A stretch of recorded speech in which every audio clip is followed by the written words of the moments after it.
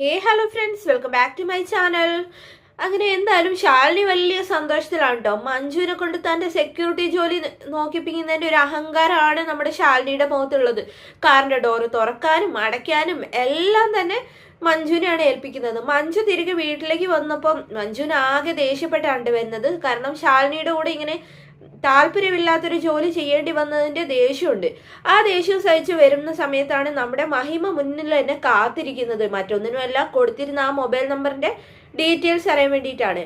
അപ്പൊ എന്തായി കാര്യം എന്ന് ചോദിച്ചപ്പോ, എന്നോട് ആ കാര്യം വിട്ടുപോയടേ.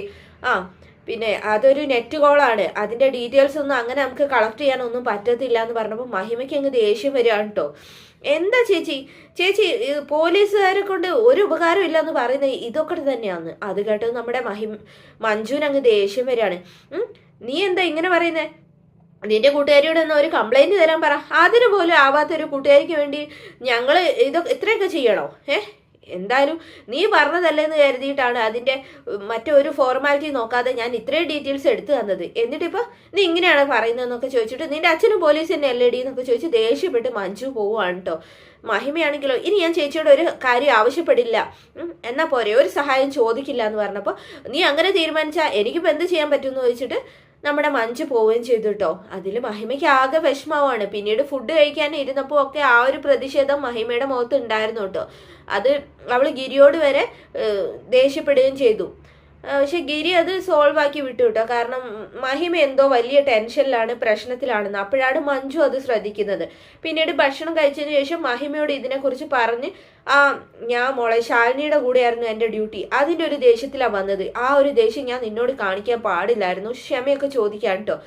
അപ്പോഴേക്കും മോക്ക് എന്തോ ഒരു പ്രശ്നമുണ്ട്, അതെന്തായാലും എന്നോട് പറ. ഞാൻ നിന്റെ ചേച്ചി മാത്രമല്ല, അമ്മയുടെ സ്ഥാനത്ത് നിന്നല്ലേ ഞാൻ നിന്നെ നോക്കിയെന്നൊക്കെ മഞ്ജു പറയാം കേട്ടോ. സോറി ചേച്ചി, ഞാനും അപ്പൊ എന്തോ ടെൻഷനിലായി അങ്ങനെ പറഞ്ഞു പോയതാ, വേറെ കുഴപ്പമൊന്നും ഇല്ല എന്ന് പറയാം കേട്ടോ. അപ്പോഴേക്കും നമ്മുടെ ഗിരിയും വന്നു. ഇനി പോലീസിനെ കൊണ്ട് പരിഹരിക്കാൻ പറ്റാത്ത എന്തെങ്കിലും പ്രശ്നമാണെങ്കിൽ നീ എന്നോട് പറ, ഞാൻ പുഷ്പം പോലെ പരിഹരിച്ച് കൈ തരാന്നൊക്കെ പറയാണ്. തൽക്കാലം രണ്ടുപേരുടെയും സഹായം എനിക്ക് ആവശ്യമില്ല, കുഴപ്പമൊന്നും ഇല്ല എന്ന് പറഞ്ഞിട്ട് മഹിമ പോവാണ് കേട്ടോ. ഇപ്പൊ നിനക്ക് സമാധാനം ആയില്ലേ എന്ന് ഗിരി മഞ്ജുവിനോടും ചോദിക്കാണ്. ഇല്ല, പക്ഷെ അവളുടെ മനസ്സിൽ എന്തോ ഒരു ടെൻഷൻ കിടപ്പുണ്ട്. കാര്യങ്ങളെല്ലാം ഒറ്റയ്ക്ക് എന്നെ നേരിടാനും പരിഹരിക്കാനും കഴിവുള്ള കുട്ടിയാ മഹിമ.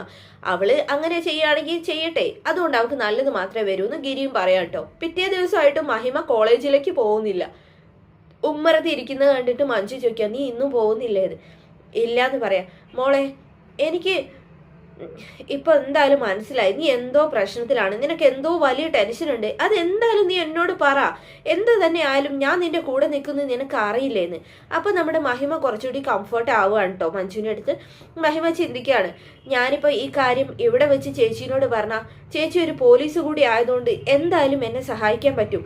മാത്രമല്ല ഈ ഒരു കാര്യം വിശ്വസിച്ച് തനിക്ക് ഈ ലോകത്ത് പറയാൻ പറ്റുന്ന ഒരേ ഒരാൾ തൻ്റെ ചേച്ചി തന്നെയാണ്.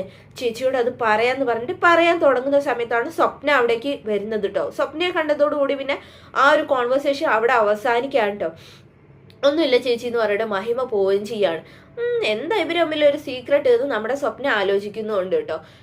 അതിനുശേഷം പിന്നീട് നമ്മുടെ ഈ വില്ലന്മാര് അബി മഹിമയെ ഫോൺ വിളിക്കുകയാണ്. നീ ഇങ്ങനെ കോളേജിൽ വരാതിരുന്നാല് ശരിയാവില്ല, നീ എന്തായാലും കോളേജിലേക്ക് വന്നേ പറ്റൂ, നീ കോളേജിൽ വന്നില്ലെങ്കിൽ നിന്റെ വീഡിയോ ഞാൻ നെറ്റിലിടും എന്നൊക്കെ പറഞ്ഞ് ഭീഷണിപ്പെടുത്താം കേട്ടോ. അങ്ങനെ മറ്റൊരു വഴിയില്ലാതെ മഹിമയ്ക്ക് കോളേജിലേക്ക് പോവേണ്ടി വരികയാണ് കേട്ടോ.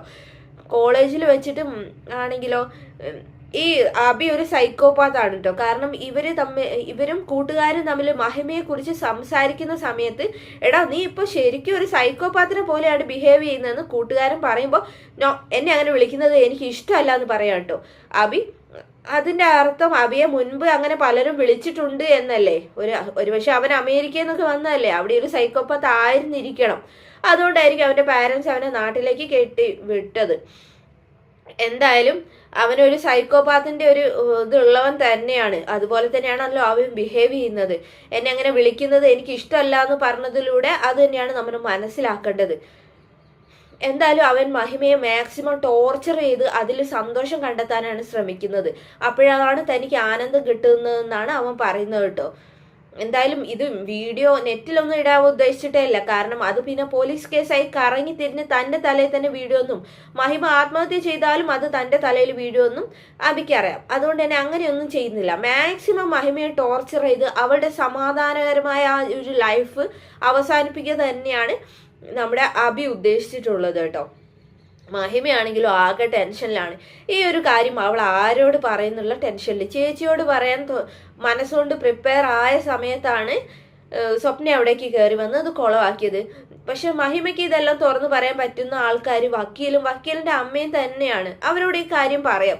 അവര് ഇലയ്ക്കും ഉള്ളിനും എന്താ പറയാ ദോഷം വരാത്ത രീതിയിൽ ഇത് എങ്ങനെയെങ്കിലും കൈകാര്യം ചെയ്യും. കാരണം വക്കീൽ അറിഞ്ഞു കഴിഞ്ഞാൽ വക്കീൽ അത് എന്തായാലും ഗിരിയോട് പറയുന്നതാണ്. ഗിരി വഴി അത് മഞ്ജു അറിയുകയും മഹിമയെ പോലും അറിയിക്കാതെ ഈ കാര്യം സോൾവ് ചെയ്യുകയും ചെയ്യും അവര്.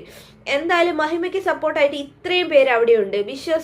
വിശ്വസ്തരായ ഇത്രയും പേരുണ്ടാകുമ്പോൾ മഹിമ ഇതിനെക്കുറിച്ച് അവരോട് ആരോടും ഒന്നും പറയാതെ മറച്ചു വെക്കുന്നതിൽ ഒരർത്ഥവുമില്ല. മഹിമയെ പോലെ ബോൾഡായ ഒരു പെൺകുട്ടി ഈ കാര്യങ്ങളെല്ലാം സ്വന്തം ചേച്ചിയോട് തനിക്ക് അത്രമാത്രം വിശ്വാസമുള്ളവരോടും തുറന്നു പറയേണ്ടതാണ്. ഇതിൽ പിന്നിൽ പ്രവർത്തിക്കുന്നത് അബിയാണെന്നുള്ള കാര്യം മഹിമ എത്രയും പെട്ടെന്ന് തന്നെ തിരിച്ചറിയണം. അബിക്ക് കിട്ടുന്നതും ഗിരിയുടെ കയ്യിൽ നിന്നും മാത്രമല്ല മഹിമയുടെ കയ്യിൽ നിന്നും മാക്സിമം കിട്ടണം. പിന്നെ അവനെ പോലെ ഒരു സൈക്കോപാത്തിനെ ആ ഒരു കോളേജിൽ തുടരാനുള്ള അനുമതി പോലും റദ്ദാക്കിയിട്ട് അവനെ പിരിച്ച് വിടുക തന്നെയാണ് വേണ്ടത് കോളേജിൽ നിന്നും. മാത്രം അവൻ മഹിമയ്ക്ക് മാത്രമല്ല ബാക്കി അവിടെ കൂടെ പഠിക്കുന്ന എല്ലാ കുട്ടികൾക്കും ഒരു ഭീഷണി തന്നെ ആയിരിക്കും എന്നുള്ള കാര്യവും മാനേജ്മെന്റ് എന്താ പറയുക ആ ഒരു കോളേജിന്റെ മാനേജ്മെന്റ് എല്ലാവരും കൂടെ തീരുമാനിച്ച് അവനെ അവിടുന്ന് പുറത്താക്കേണ്ടത് തന്നെയാണ്. അവൻ ചെയ്ത പ്രവൃത്തി എത്രമാത്രം ക്രൂരമായിരുന്നു എന്നുള്ള തിരിച്ചറിവ് അവന് ഉണ്ടാവണം. അവന് മാത്രമല്ല കാര്യങ്ങളെല്ലാം അറിഞ്ഞ് അവന്റെ കൂട്ടിന് നിന്ന് ആ 2 സുഹൃത്തുക്കൾക്ക് കൂടി ശിക്ഷ ലഭിക്കേണ്ടതാണ്. എന്തായാലും കാര്യങ്ങളെല്ലാം കൈവിട്ടു പോകുക എന്നുള്ള ഒരു അവസ്ഥയിൽ എത്തുമ്പം അബിയുടെ സുഹൃത്തുക്കൾ തന്നെയായിരിക്കും അബിയെ ഒറ്റുന്നത് എന്നുള്ള കാര്യവും ചിന്തിക്കേണ്ടതാകുന്നു. മഹിമ എന്തായാലും ഏതെങ്കിലും വഴിക്ക് സത്യങ്ങൾ അറിയും. ഒരുപക്ഷെ തന്റെ ചേച്ചിയോ വക്കീലിന്റെയോ മറ്റുള്ളവരുടെയോ സഹായം ഇല്ലാതെ തന്നെ ഈ ഒരു പ്രശ്നം പരിഹരിക്കാനും മഹിമയ്ക്ക് കഴിയും. അവള് മാധവൻ പോലീസിന്റെ മകളാണ് എന്നുള്ള ധൈര്യത്തോടു കൂടി തന്നെ ഈ ഒരു പ്രശ്നത്തെ നേരിടാൻ ശ്രമിച്ചു കഴിഞ്ഞാൽ ഇതൊന്നും അവളുടെ മുന്നിൽ ഒരു പ്രശ്നമാവില്ല. ഇത്രയും നാളും ഈ വീഡിയോ നെറ്റിലിടാതെ തന്നെ ടോർച്ചർ ചെയ്യുന്നതിലൂടെ തന്നെ ഈ വീഡിയോ നെറ്റിലിടുകയല്ല ഇയാളുടെ ഉദ്ദേശം എന്ന് മനസ്സിലാക്കാനുള്ള ബുദ്ധിയെല്ലാം മഹിമയ്ക്കുണ്ട്. അതോടുകൂടി തന്നെ മഹിമ നല്ല രീതിയിൽ തന്നെ അടുത്ത വീഡിയോയിൽ കാണുവരേക്കും thanks for watching my channel.